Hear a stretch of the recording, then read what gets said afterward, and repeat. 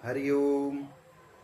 अब वह तो विदुर जी कुछ कह रहे हैं। विदुर जी बड़ी अद्भुत बात कह रहे हैं। उन्होंने पहले कहा कि है भरत, भरत अर्थात अथवा है भारत के सम्राट भरत, इस प्रकार का अर्थ है यहाँ पे कि हे भारत, यदि आपके घर, अब चूंकि राजा है तो राजा के घर है, तो यदि देवताओं का पूजन हो, देव पूजन हो या कुल पूजन हो, अथवा ब्राह्मण हमारे घर पर आए, अथवा अतिथियों की जो सेवा है उसके लिए श्रेष्ठ दूध देने वाली गाय आपके घर पर, बेल होना चाहिए, चंदन होना चाहिए, वीणा होनी चाहिए, क्योंकि भजन संध्या वगैरह करते तो वीणा होनी चाहिए, करताल इत्यादि, दर्पण होना चाहिए, कांच, अच्छा, मधु अर्थात शहद, शहद भी आपके घर होना चाहिए, घी आपके घर होना चाहिए, जल, शुद्ध जल आपके घर प्रतिदिन होना चाहिए, फिर तांबे के बर्तन आपके घर होने ही चाहिए, शंख, फिर सालग्राम, फिर गोरोचन, ये सब वस्तुएं घर पर रखनी चाहिए। इससे घर शुभ रहता है, आपके घर पर किसी की भी दुर्दृष्टि नहीं पड़ेगी। ये सब चीज़ें घर में रखने योग्य है। ये सब पूजा के समान पूजनीय है।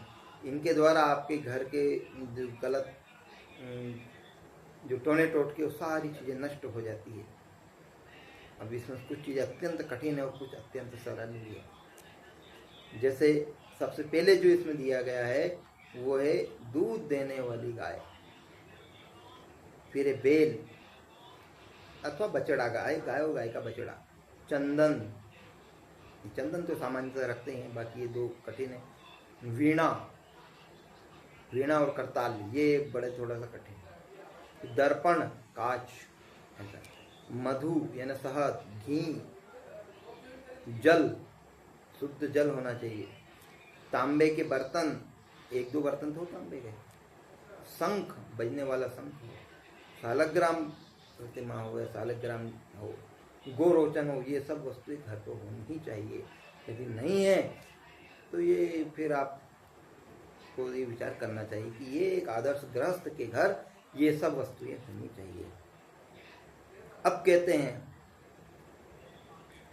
कि है तात अर्थात है बड़े भाई साहब, ऐसा अब मैं तुम्हें बहुत ही महत्वपूर्ण एवं सर्वोपरि परिपुण्य जनक बात बता रहा हूं। कामना से, कामना अर्थात मन में कुछ कामना है, इससे ये प्राप्त हो जाएगा, इससे ये प्राप्त हो जाएगा, इस प्रकार की कामना से, किसी फल को प्राप्त करने की इच्छा से, भय से अर्थात डर के द्वारा और लोभ के द्वारा कुछ प्राप्त होने की अपेक्षा के कारण और कामना से, तथा इस जीवन के लिए भी धर्म का त्याग नहीं। कितनी बड़ी बात बताई इन्होंने। ये साफ साफ कह रहे हैं, युद्ध के पहले, पूरे महाभारत युद्ध के पहले कह रहे हैं, बोले हे दुर्योधन, तुम्हारा कर्तव्य है, 5 पांडव भी तुम्हारे पुत्र ही हैं और तुम पुत्रवत उनका पालन पोषण नहीं कर रहे हो, तो बोले तुम्हें धर्म का त्याग नहीं करना चाहिए।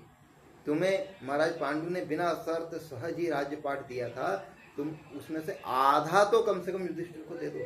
तुम धर्म का त्याग मत करो।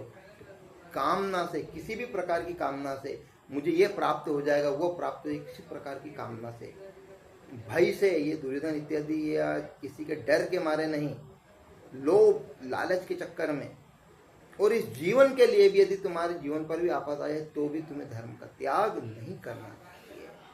कौन कह रहे हैं? विदुर जी कह रहे हैं। किसको कह रहे हैं? धृतराष्ट्र को कह रहे हैं कि हे तात, हे बड़े भाई साहब, आप कृपया करके ये मन की जो आपके अंदर जो ये चक्रवर्ती सम्राट बनने की जो कामना है और अधिक जीने की इच्छा है वो, और भय से अर्थात मेरा क्या होगा, इस प्रकार जीवन के भय के मारे, लोभ से अर्थात लालच से, अब भय में इन दुर्योधन इत्यादि का डर भी था इनको, और इस जीवन के लिए भी यदि तुमको मरना पड़े तो भी तुम धर्म का त्याग मत करो, पांडवों को उनका हिस्सा दे दो, फालतू लालच मत करो, बेईमानी मत करो, ये कह रहे हैं विदुर जी। विदुर जी युद्ध के पहले ही युद्ध समाप्त करने चक्कर में थे, तो ये कह रहे हैं ये हम सब के लिए है। हम सब भी छोटी छोटी चीजों के लिए बिल्कुल लड़ अड़ जाते हैं, तो लड़ना हटना नहीं, दे दो,